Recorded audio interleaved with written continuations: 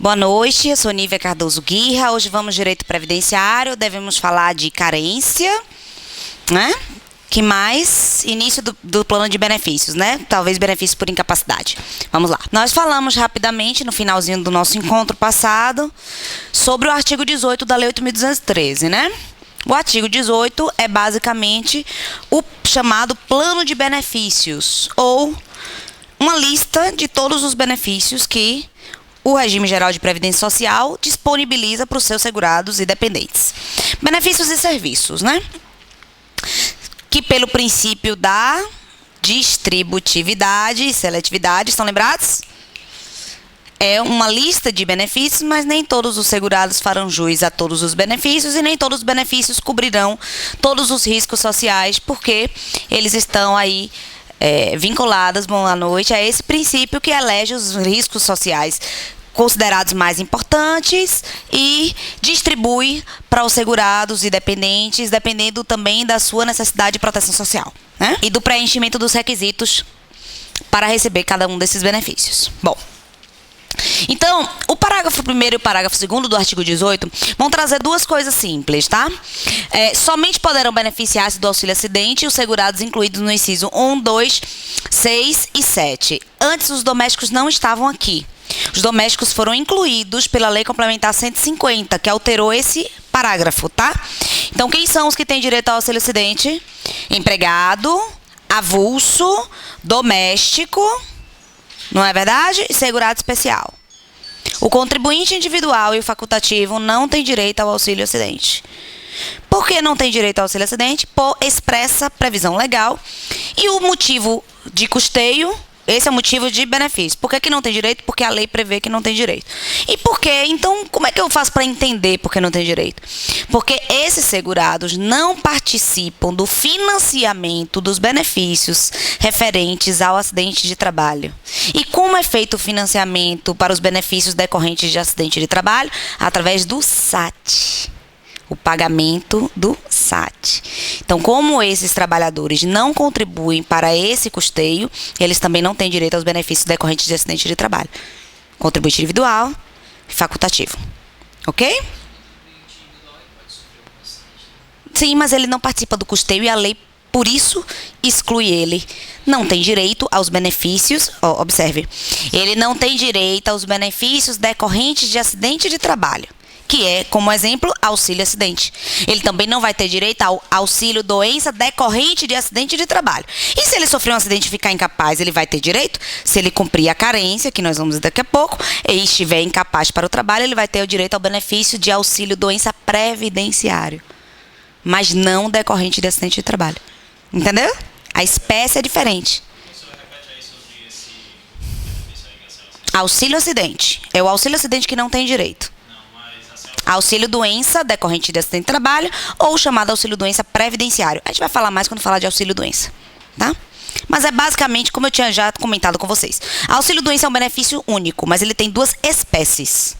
Uma que é o auxílio doença normal e outra que é o auxílio doença que decorre de um acidente de trabalho ou de uma doença ocupacional, tá? Para efeito, diga. Pode falar. O acidente ou decorrente do acidente do trabalho.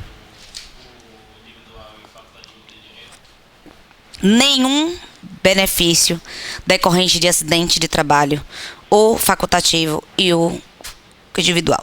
Mas vocês não podem confundir não ter direito ao benefício decorrente por acidente de trabalho de não ter direito ao benefício. Ele vai ter direito ao benefício de auxílio doença, porém não será na espécie acidente de trabalho, será na espécie comum, que é o chamado auxílio doença previdenciário, auxílio doença 31. Vou dar um exemplo para vocês entenderem. O doméstico não tinha direito, agora tem. O doméstico tem. Hoje o empregador doméstico contribui para o custeio dos benefícios decorrentes de acidente de trabalho. Mas antes não tinha. Por que não tinha? Porque não havia contribuição para os benefícios decorrentes de acidente de trabalho. Um caseiro, cliente meu, caiu no trabalho e se machucou e ficou incapaz. Ele teve direito ao auxílio doença? Teve. Ele preencheu os requisitos. Ele tinha carência. Como foi um acidente de qualquer natureza, ele está isento de carência, nós vamos ver hoje. Mas ele estava trabalhando, então ele tinha vínculo de emprego, ele tinha qualidade de segurado. E em segundo ponto, Ele estava incapaz. São os 2 requisitos do auxílio-doença. Qualidade de segurado, 3. Qualidade de segurado, carência e incapacidade. Total e temporária, parcial ou permanente, tá? Ele teve direito ao benefício? Teve. Que benefício ele teve direito? Auxílio, doença, previdenciário. Mas ele não sofreu acidente de trabalho, mas o acidente dele de trabalho foi anterior à lei, quando ele não tinha direito ao reconhecimento de acidente de trabalho. Entendeu? Tem direito ao benefício, mas esse benefício não vai ser reconhecido como acidente de trabalho. Tá? Bom. E o segundo, que não tem nada a ver com o primeiro, o aposentado do regime geral de previdência social que permanecer em atividade sujeita a esse regime, ou a ele retornar, não fará jus a prestação alguma da previdência social em decorrência do exercício dessa atividade, exceto ao salário família e a reabilitação profissional quando empregado. Isso é um tema muito polêmico, inclusive está sendo julgado pelo Supremo Tribunal Federal. É a ideia de que, se o trabalhador se aposentar e retornar ao trabalho, óbvio que aqui se pressupõe retorno ao trabalho de benefícios compatíveis com o trabalho. Aqui está se pressupondo o quê? Você tem uma aposentadoria por idade, você tem uma aposentadoria por tempo de contribuição, certo? Não está pressupondo uma aposentadoria por invalidez. Porque a gente vai ver que se você está aposentado por invalidez e retorna voluntariamente ao trabalho, seu benefício será cessado. Tá? Aqui está prevendo uma hipótese de legalidade. Você se aposenta, mas sua aposentadoria permite que você retorne ao mercado de trabalho. Então ele diz o seguinte: se você permanecer ou retornar, às vezes é despedido e depois volta, um tempo depois não interessa. Se você permanece em atividade sujeita ao regime, você é obrigado a contribuir. É obrigado a contribuir, sim. Por quê? Porque a contribuição social é um tributo. E o fato gerador do tributo contribuição social é trabalho. Trabalhou, tem que contribuir. Ponto. E o Supremo já julgou isso. Por que não se aposenta então? Ele se aposenta, ele pretende entrar na ativa novamente a trabalhar. Ele passa a continuar contribuindo, é isso? Continua contribuindo. E o Supremo já julgou que é legal. Porque isso já foi submetido ao Supremo, alegando inconstitucionalidade da lei de custeio, que previa o retorno do trabalhador, do segurado aposentado que retornasse ao trabalho, permanecesse trabalhando, a pagar. E queria a devolução dessas contribuições sociais pagas. Sob o argumento de que o artigo 18, parágrafo 2º, previa que a pessoa não teria nenhum direito, não fará jus a nenhuma prestação, em virtude dessas novas contribuições. Então, com base nisso, submeteu-se ao Supremo. E o Supremo disse de forma bem clara: continua recebendo. Ele vai receber o benefício e vai receber o salário. E sob o salário, não sob o benefício, sob o salário, benefício da Previdência do regime geral não sofre dedução de contribuição previdenciária, só o do regime próprio, que não tem nada a ver com a gente. Regime geral não sofre incidência de contribuição, mas ele volta a trabalhar, então o salário dele sofre a incidência da contribuição previdenciária. E ele não faz jus a nenhuma prestação em virtude dessas novas contribuições. E para a prova, vocês vão marcar, que ele também não poderá pedir uma revisão para incluir essas contribuições. Porque a Previdência considera que uma aposentadoria uma vez concedida é ato jurídico perfeito.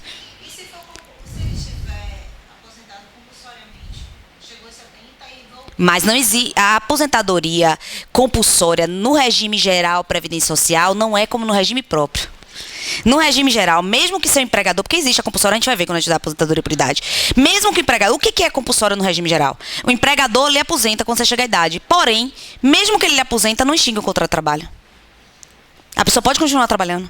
É diferente do regime próprio, em que compulsória é igual a expulsória. Você é obrigado a sair. No regime geral, você não é obrigado a sair. Continua. Na verdade, já foi dito que a aposentadoria, mesmo a compulsória no regime geral, não extingue contrato de trabalho.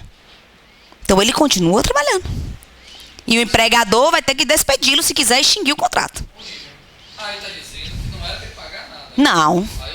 Vou ler de novo. O aposentado pelo regime geral de previdência social que permanecer em atividade sujeito a esse regime. Ele está dizendo o quê? Que é possível. O aposentado permanecer em atividade. Legal, ok. Porém, esse aposentado que permanece em atividade sujeito ao regime geral de previdência social, ou a ele retornar, permanecer nunca saiu. Se aposentou e não saiu, continuou trabalhando. Né? Retornar se aposentou, saiu, ou pediu demissão, ou foi despedido, às vezes ficou um tempo sem trabalhar, tirou um ano sabático, foi para a Índia fazer yoga, depois resolveu voltar, vou voltar ao mercado de trabalho. Retornou ao mercado de trabalho. Tá? Não fará jus a prestação alguma da Previdência Social.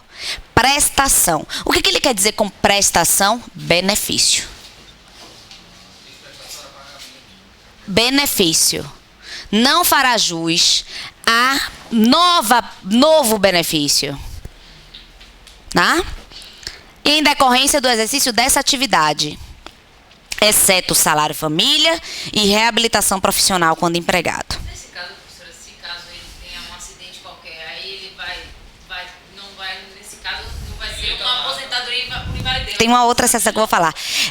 Na verdade, não é uma aposentadoria normal. Ele não vai ter direito a nenhuma prestação. A empresa vai pagar 15 dias, ele vai se afastar pela doença e ele vai ficar recebendo exclusivamente o benefício que ele já recebia. De aposentadoria por idade, de aposentadoria por tempo de contribuição. Isso é o que vocês vão marcar na prova.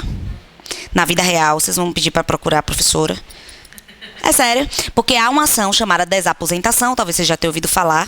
O que é a desaposentação?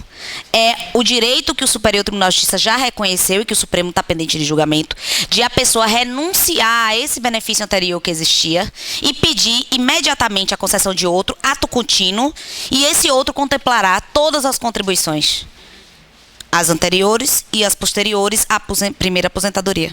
Mas ele tem um prazo de até 5 anos? Não. O prazo de decadência de 10 anos é prazo para revisar as condições da aposentadoria que você pediu. Não para você renunciar à aposentadoria e pedir uma nova. O Supremo já julgou que o prazo de 10 anos não se aplica para a concessão de benefício, só para revisão. E esse não é uma revisão, é o pedido de uma nova aposentadoria, renunciando à antiga. Não, é 10. Artigo 103, a gente vai estudar prescrição e decadência. Artigo 103, 5 anos é prescrição.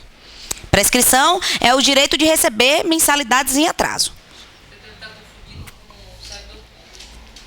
Que tem um negócio de 5 anos lá na hora do servidor. Cuidado com a mistura. Pelo amor de Deus. As leis, até o número é parecido, mas vocês não podem se confundir. Até porque esse concurso é um concurso que cai os dois temas, né? Cai regime do servidor público e cai, principalmente, a minha matéria que é a mais importante desse concurso.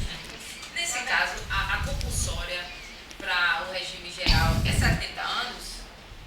A gente vai estudar, mas não queria entrar nisso, tá? Eu acho que é 75, não me lembro ao certo, porque é tão raro. Eu nunca vi 13 anos, mas a gente vai ler exatamente o artigo da lei. Mas a gente não vai entrar nisso agora, porque por enquanto a gente só está tratando disso.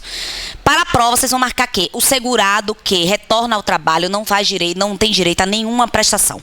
As únicas coisas que ele mantém o direito são os serviços da Previdência. Aqui consta a reabilitação, mas ele também vai ter direito à assistência social, tá? E salário família. Tem uma única exceçãozinha que não está aqui, tá? A segurada empregada também faz jus ao salário maternidade. É a única exceçãozinha também que não está aqui. Segurada, aposentada, ela faz jus ao salário maternidade. Só. Tá? Porque quem paga, não é. Porque você tem adoção. É porque a gente só pensa numa pessoa aposentada por tempo de contribuição que fique grávida, né? Aí você diz, pô, como é que a pessoa tem 60 anos de idade, mulher, idade, ou 30 anos de trabalho e ainda tem capacidade reprodutiva, né? Mas a gente tem que pensar que existem outras formas de maternidade. A adoção é uma delas, tá? Mas isso tá na lei, essa parte aqui também? Eu acho que vai estar lá na parte de salário maternidade. Quando a gente for ler, a gente vê. Se não, está no decreto. Então vamos falar de carência, que é outro tema massa. Por que é bom? Porque cai na prova. Cai na prova. E como cai na prova, temos que saber. E não só é importante porque cai na prova. É importante porque vai ser uma coisa que vocês vão lidar no dia a dia, no exercício do trabalho de vocês como técnicos do INSS, tá? Então, vocês têm que saber. É um assunto que vocês têm que saber, têm que dominar. E é pequenininho, tá? O que é carência? Quando vocês ouvirem a expressão carência, lembre-se exatamente do que elas remetem para você. Arremete aquele meu namorado, um ex que eu tive. Não, não é esse tipo de carência que eu tô tratando. Quando eu falo de carência, eu tô falando de qual é o segundo tipo de carência que a gente lembra logo. Carência de plano de saúde, né? Você tem que cumprir a carência do plano de saúde. O que é isso, então? Quando você faz um contrato, vocês estão lembrados que o nosso regime de previdenciário tem sua origem nos seguros? A noção de carência vem exatamente dessa origem. É a ideia de que você tem que ter um mínimo de contribuição para fazer jus a determinados benefícios. Tá? Então, quando o plano de saúde diz que você precisa pagar pelo menos 6 meses para começar a utilizar serviços de internação, cirurgias, né? O que ele diz ali? Você tem que ter um mínimo de contribuições pagas para fazer jus a determinados benefícios. É a mesma coisa. Os períodos de carência são mínimos de contribuição que o segurado deve ter feito. E quando eu falo de contribuição, vocês, é claro, analisem da forma que a lei prevê. Segurado empregado, a filiação se dá no primeiro dia, primeiro exercício. Não precisa a empresa ter recolhido. Então, quando eu falo contribuição, pressupõe-se que houve contribuição para o empregado, para o avulso, para o doméstico, tá? Nos outros casos, eles vão ter que fazer a prova da contribuição. E esse período mínimo de contribuição para o recebimento de alguns benefícios, ele é considerado a partir do transcurso do primeiro dia dos meses das suas competências. Então, você vai considerar para a carência, se você começou a contribuir, você já começa aí do primeiro dia da competência a já ter essa carência considerada, tá? Havendo perda da qualidade de segurado, as contribuições anteriores à data só serão computadas para efeito de carência depois que o segurado contar a partir da filiação com no mínimo 1/3 do número de contribuições exigidas para o cumprimento da carência definida para o benefício requerido. Mais um daqueles artigos que a gente fica... Hã? Você quis dizer o que mesmo? Vou explicar para vocês rapidamente, vocês vão entender. Facinho. Quem já precisou de um benefício por incapacidade já sabe como é que isso funciona. Quem já perdeu qualidade de segurado. Vamos imaginar que você trabalhou da década de 80 até a década de 90. E você ficou na época de colo aqui, pegar um pouquinho de sarna, um pouquinho de colo, desempregado. Você retorna ao mundo do trabalho em 97. Você perdeu qualidade de segurado? Você não contribuiu, eu não estou dizendo que você não contribuiu, você não contribuiu como facultativo, você não exerceu atividade econômica como contribuinte individual, nem efetuou nenhum tipo de recolhimento. Você saiu mesmo, tá? Você perdeu qualidade de segurado, ok? A gente está lembrado dos prazos de qualidade de segurado, né? Tá? Mesmo você tendo mais de 10 anos, 120 contribuições sem perda de qualidade de segurado, ainda assim você passou mais do que 24 meses. Mesmo que você tivesse desempregado, você passou mais do que 36 meses. Então você perdeu qualidade de segurado, tá? Vamos imaginar que aqui você retomou a economia, arranjou um novo emprego. Tá? Quantos meses você precisa contribuir para você ter direito a um benefício de auxílio-doença? A carência do auxílio-doença são 12 meses. Essa é a carência do auxílio-doença. A gente vai ver cada benefício, o seu prazo de carência. 12 meses. Quanto você precisa contribuir? Você precisa contribuir de 97 até 98? Não. Por quê? Por conta daquele parágrafo que a gente viu. Vamos voltar a ele.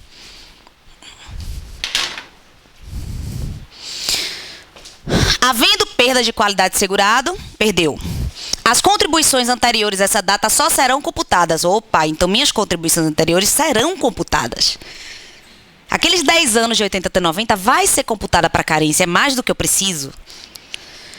Depois que o segurado contar a partir da nova filiação, perdi qualidade de segurado, perdi a filiação. Tem uma nova filiação a partir do meu novo emprego. Com, no mínimo, 1/3 do número de contribuições exigidas para o cumprimento da carência definida para o benefício. Por o benefício de auxílio-doença, que é o que eu estou querendo, minha carência são de 12 meses. Quanto é 1/3 de 12 meses? 4 meses. Então, na nova filiação, eu preciso ter quantos meses? 4 meses. Eu tenho que trabalhar de 97, 1, 2, 3, 4 competênciazinhas para que eu possa ter o direito a pleitear o auxílio-doença.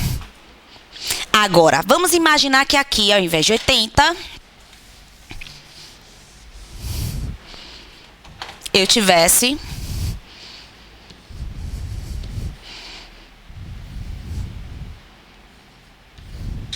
apenas trabalhado por 6 meses. De 6 de 90 a 6 de 90. Eu teria direito ao auxílio-doença? Não, porque 6 mais 4 dá 10 e a minha carência é 12. Então, não adianta apenas você contribuir 4. Você tem que ter o número de contribuições anteriores que, somados com esse 4, cumpra a carência do benefício requerido. A carência do benefício tem que ser cumprida. Se é 12 meses, é 12 meses. Tá? Você vai ter que, para somar... Exatamente. Na nova filiação, você precisa considerar ter 1/3 da carência. Ponto. Aí vai considerar todas as suas contribuições, todas as anteriores. Certo? Considera todas as anteriores. Se você trabalhou, se filiou novamente, depois de perder qualidade de segurado, você tem que cumprir os 4 meses. Se você cumprir 4 meses, todas as outras contribuições que você teve vão ser somadas a esses 4 meses, para fins de cumprimento da carência. Tem que ser maior do que 8, porque senão você não cumpre os 12. Tá? Então vamos ver que períodos de carência é esse. Auxílio doença e aposentadoria por invalidez, 12 contribuições mensais. Esse é o prazo básico, tá? Aposentadoria por idade, aposentadoria por tempo de serviço e aposentadoria especial, 180 contribuições mensais. Aí um aluno me perguntou certa feita: professor, é um questionamento que eu nunca tinha feito a mim mesmo. Mas isso aqui tá muito estranho. Se a minha carência para aposentadoria por tempo de contribuição é 180 meses, que equivale a 15 anos de contribuição, como é que eu posso ter uma carência só de 15 se o requisito para me aposentar por tempo é 35 homem e 30 mulher? Qual o sentido da lei criar uma carência de 15? Uma carência muito inferior ao próprio requisito da lei. Vocês entenderam? Não há incongruência. Eu vou explicar por quê para vocês. Vai chegar aos 100, né? Hã? Que é 70% e com mais um de contribuição, né? Isso é a idade, eu não estou falando da aposentadoria por idade. Eu estou falando do tempo de contribuição. Aposentadoria por idade, não. Aposentadoria por idade, a carência é equivalente ao que você precisa para se aposentar. Porque no caso da aposentadoria por idade, você só precisa da idade e da carência. Só. Mas a aposentadoria por tempo de contribuição, não. Você precisa da carência e precisa do requisito. Qual é o requisito? 35 anos de tempo de contribuição homem, 30 mulher. Eu vou explicar para vocês porque não tem nenhum paradoxo nisso. É o seguinte, vocês estão lembrados que a gente falou já na aula passada, eu acho que foi na aula passada, foi na aula retrasada, acho que quando eu falo de segurado, que o segurado facultativo não pode recolher contribuições em atraso, porém que o segurado contribuinte individual pode, bastando ele provar o exercício de atividade econômica no período que ele quiser pagar. Lembraram? Pois bem, vamos imaginar que um contribuinte individual trabalhou 35 anos sem nunca contribuir. E depois de 35 anos ele resolve start. Me dei mal, nunca paguei a previdência. Mas como eu tô rico, eu vou pagar os 35 anos de uma vez só. Porque aí eu me aposento. Ele pode fazer isso? Pode. Mas ele vai ter direito a se aposentar? Não. Por que ele não vai ter direito a se aposentar? Porque a carência são os 15 anos de pagamento contínuo sem atraso. A carência são os meses de contribuição sem atraso.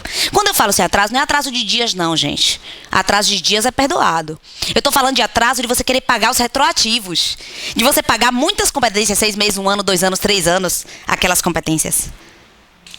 Entenderam? Por isso é que também a aposentadoria por tempo precisa de uma carência. Porque há uma previsão constitucional de equilíbrio financeiro. Se a Previdência permitisse que você fizesse a contribuição toda de uma vez só, não haveria a questão do equilíbrio financeiro e atuarial.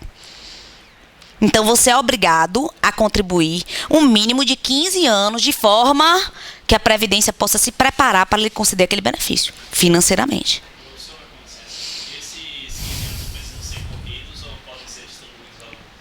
Podem ser distribuídos ao longo do tempo. 15 anos de contribuição. Porque para o caso de aposentadoria por idade, para o caso de aposentadoria especial, para o caso de aposentadoria por tempo de contribuição, a perda da qualidade de segurado não interfere. Nós vimos isso na aula passada. Estão lembrados? Se não estão, vocês vão voltar no slide. que perda de qualidade de segurado não interfere para a concessão desses 3 benefícios. Então, aquele artigo que prevê um terço da carência não se aplica à aposentadoria especial, nem a tempo de contribuição, nem à idade. Eu sei que é muito conteúdo, mas vocês vão absorvendo, vou fazendo questão, estudando e me perguntando, tá? Então, aposentadoria por idade por tempo de serviço especial, a carência é 180. Não significa que você só precisa ter 180. Para a idade, você só precisa 180. Mas para tempo de contribuição, você vai precisar de 30 e 35. Ou para aposentadoria especial, você vai precisar de 15, 20 ou 25. Ok? Salário maternidade para as contribuintes individuais, seguradas especiais e facultativas, 10 contribuições mensais. Alguém sabe me dizer por que a carência são de 10 contribuições mensais? Porque ninguém aqui é elefante. Elefante é que tem gravidez de 12 meses. O objetivo da carência de 10 contribuições mensais é a prova de que você não estava grávida quando você se filiou à Previdência Social. Ok? Então, a carência é de 10 contribuições mensais. Tá? Se o prazo... Então, por exemplo, você tem que ter contribuído pelo menos uma competência antes de estar grávida. Para você chegar na... Porque a data do contada é a data do parto. A data que você vai requerer o benefício é que se olha a carência. Para todos os benefícios, se olha a carência na data que você requer o benefício. Quando é que você pode requerer o benefício de salário maternidade? No mínimo, você tem que ser 28 dias antes do parto ou na ocorrência do parto. É a data que você já pode pedir o salário maternidade. Tá? Então, é nessa data que vai verificar a carência de 10 meses. Ok? E se o parto for antecipado? A lei não é malvada com os prematuros, né?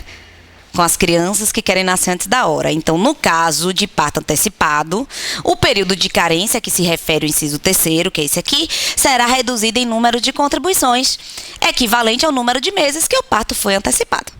Um bebê de 8 meses, a carência vai ser de 9 meses. Um bebê de 7 meses, a carência vai ser de 8 meses. Porque o objetivo é apenas que a mamãe esteja, porque a gente está falando de parto, por isso não pode ser o papai, porque nós vamos ver que o salário maternidade também pode ser pago para homem. Mas aqui a gente está falando de parto, e por enquanto, aquele filme de Arnold Schwarzenegger da década de 90 não virou uma realidade, né? Os homens ainda não podem parir, então, por enquanto, né? Então, minha mãe disse que no dia que o homem for parir, a humanidade se extingue, né? Que não aguenta o repuxo. Vamos lá. Independe de carência a concessão das seguintes prestações. Independe de carência. Independe, isso é importante. Isso talvez é mais importante do que os prazos de carência, é o independe de carência. Por quê? Porque são os casos de que você vai ter direito ao benefício, mesmo sem pagar as 12 contribuições no caso de benefícios por incapacidade. Tá? Porque aqui a gente vai ver que não se refere a 180 contribuições. Sempre se refere aos benefícios por incapacidade. Tá? Pensão por morte, auxílio reclusão, salário família e auxílio acidente. Tá? Independe de carência. Observem que aqueles prazos que a pensão por morte fixou não são prazos de carência. Por que não são prazos de carência? Porque carência, você não tem direito ao benefício. Se você não cumpre o prazo, você não tem direito. Já aquele prazo da pensão por morte de 18 contribuições, você tem direito, porém, uma pensão por um tempo menor. Mas por isso é que não é carência. Porque se fosse carência, você simplesmente não teria direito à pensão por morte. Você tem direito à pensão por morte, mas só por 4 meses se tiver menos de 180 contribuições. 18 contribuições. A gente vai ver mais detalhe. Tá? Auxílio reclusão, da mesma forma, tudo que se aplica a pensão, se aplica ao auxílio reclusão, em sua maioria. E salário família e auxílio acidente também não tem carência. Primeira coisa que eu vou dizer para vocês. Tudo que tiver escrito acidente não tem carência. Tudo que tiver escrito acidente não tem carência. Tinha falado que anteriormente questão do acidente. Se for acidente de trabalho especificamente. Não, nenhum acidente tem carência. Eu não estava falando de carência antes. Eu não estava falando de carência. Eu estava falando de benefícios decorrentes de acidente de trabalho. Eu não estava falando de carência. Nenhum benefício decorrente de acidente. Nenhum benefício decorrente de acidente. A gente estava falando do direito ao auxílio acidente para os contribuintes individuais e facultativos. Eles não têm direito. Aqui a gente está falando de carência. Gente, por que acidente não tem nenhum benefício que decorra de acidente? Qualquer acidente de qualquer natureza tem isenção de carência. Todos têm isenção de carência. Porque é imprevisível! Porque é imprevisível! É a ideia de que o acidente é algo que o segurado não pode programar. Então ele também não pode ser penalizado. Entendeu? Se é uma coisa que você não pode se programar, que você não pode prevenir, então você não pode ser penalizado pela legislação. Tá? No primeiro dia. No primeiro dia. Isso até para pensão por morte, nós vamos ver que tira também esse direito. Se um segurado, no primeiro dia de trabalho, eu tive um caso lá no escritório, eu contei isso para quem estava na minha aula de atualidades. O cliente, o segurado, no primeiro dia de trabalho, 18 anos, caiu num parou de navio e morreu 50 metros. Entendeu? E ele teve direito, tiveram, os beneficiários dele tiveram direito à pensão por morte. Por que tiveram direito? Porque não tinha carência. Não tem carência. Primeiro porque foi um acidente, né? A pensão por morte já não tem carência, mas foi um acidente. Entendeu? Então, assim que se ele tivesse sobrevivido, ele também teria direito ao benefício, independentemente de carência. E é o que vai estar escrito logo aqui embaixo. Auxílio doença e aposentadoria por invalidez, nos casos de acidente de qualquer natureza, não é só acidente de trabalho. Acidente de qualquer natureza ou causa. Só precisa estar categorizado como acidente. Não interessa a natureza, não interessa a causa. Tá? E doença profissional, porque doença profissional é equiparada a acidente de trabalho. E o próprio acidente de trabalho também retira a obrigatoriedade de cumprimento de carência. Bem como nos casos do segurado que, após filiar-se ao regime geral de previdência social, após filiar-se ao regime de previdência social, for acometido de algumas das doenças e afecções especificadas em lista elaborada pelo Ministério da Saúde e da Previdência, atualizada a cada 3 anos, de acordo com critérios de estigma, deformação, mutilação, deficiência ou outro fator que lhe confira especificidade e gravidade que mereça um tratamento particularizado. Eu tenho 2 coisas para falar sobre esse artigo. Já falamos do acidente, eu não vou mais voltar nisso, é simples. Acidente independe de carência, seja ele do trabalho ou não do trabalho, a doença ocupacional é equiparada ao acidente. Ponto. Agora vamos falar de doença pré-existente. Toda pessoa que já possua uma doença, porém, depois, já possuindo, ingressa no regime geral de previdência social, não terá direito a um benefício posteriormente? Nem toda. Nem toda. Nem toda. Porém, a pessoa que ingressa no regime já portadora de doença só terá direito ao benefício se ela comprovar que a incapacidade dela sobreveio por um agravamento. Vamos um exemplo. Eu tenho um caso lá no escritório. O cliente nasceu com problema cardíaco. Muitos bebês nascem com problema cardíaco. Foi feita uma cirurgia neonatal nele. Ele passou por diversas outras cirurgias ao longo da vida. Porém, ele fez uma faculdade, ele se formou, ele conseguiu um emprego. Ah, ele era uma pessoa normal? Não era uma pessoa normal. Ele cansava a poucos esforços, ele nunca conseguiu fazer uma atividade física adequada, porque ele é cardiopata. Ele trabalhou? Trabalhou. Ele esteve capaz para o trabalho? Esteve, mas ele já tinha uma doença, mas ele estava capaz. Só que ele teve um infarto. Pela própria condição médica dele. Mas esse infarto levou a um agravamento. E esse agravamento trouxe junto a incapacidade. Então, apesar dele ter uma doença, antes de se filiar, essa doença não o deixou incapaz. O agravamento da doença foi que levou à incapacidade. Nesse caso, ele teve direito ao benefício.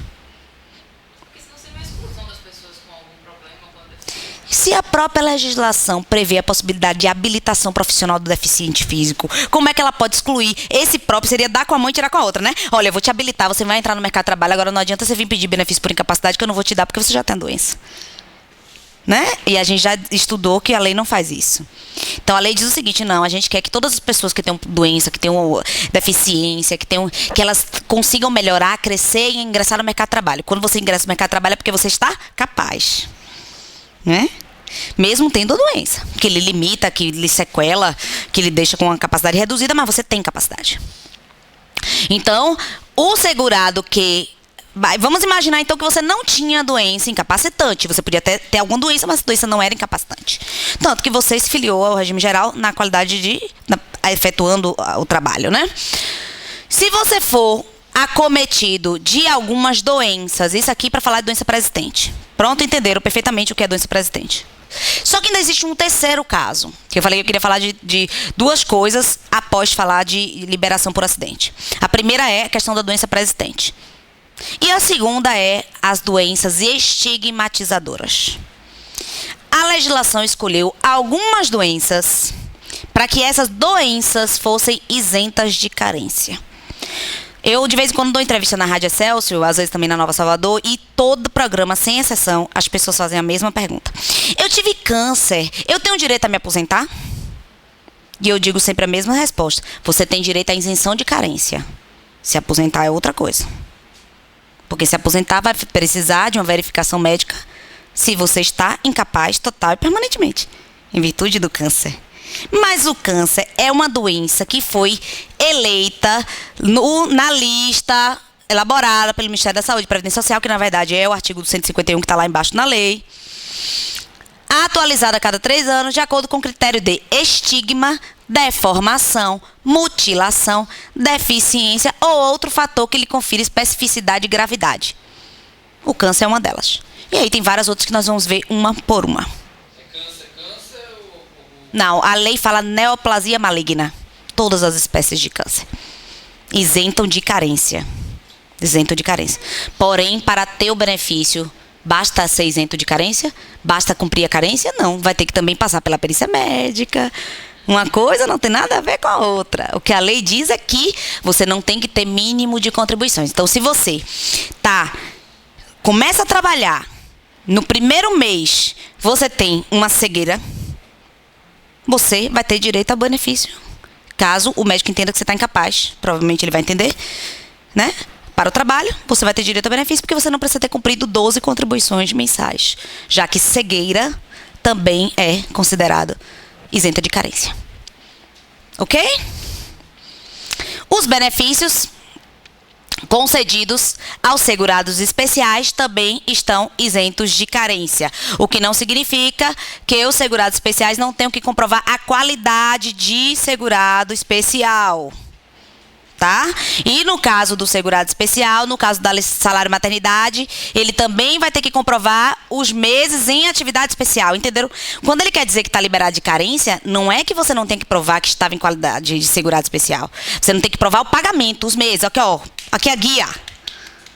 Só que você vai ter que provar em quantidade de meses o trabalho como segurado especial. O regime de economia familiar. É porque carência, como se refere a pagamento, você está excluído da prova do pagamento. Ficou claro? Você tem que ser segurado especial nos prazos que a lei estipula como carência. Certo? Serviço social está isento de carência, reabilitação profissional está isento de carência e salário maternidade para seguradas empregada, trabalhadora avulsa e doméstica também está isenta de carência.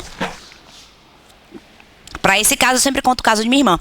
Minha irmã estava fazendo processo seletivo, ela é psicóloga da UCBEL. Ela estava participando do processo seletivo quando se descobriu grávida. E ela não teve dúvida. No dia que chamaram ela para dar o resultado do processo seletivo, ela disse, olha, antes do resultado, eu queria avisar vocês que eu estou grávida para vocês ficarem à vontade. E não sei, porque a Justiça do Trabalho não permite discriminação. Mas ela quis contar antes, porque eles bastavam dizer, olha, não tem nada a ver com isso, mas a escolhida foi a outra, e ela não queria saber que ela tinha sido a escolhida, né? Ela quis ser honesta, e eles escolheram ainda assim ela. Ela tinha sido a vencedora do processo seletivo e escolheram ela. Ela já estava grávida. Ela teve direito à salário maternidade? Sim. Por quê? Porque não há carência para segurada empregada. Ela não tinha que ter nenhum prazo de contribuição anterior. Tá? Nem aqueles 10 meses. Os 10 meses só são para contribuinte individual, facultativa, tá? Empregada não tem. E segurado especial. Mas segurado especial não é 10 meses de pagamento, como eu disse. É 10 meses na roça. Que não adianta assim, eu trabalho na cidade, vendo numa loja de roupa, fiquei grávida, vou para a roça.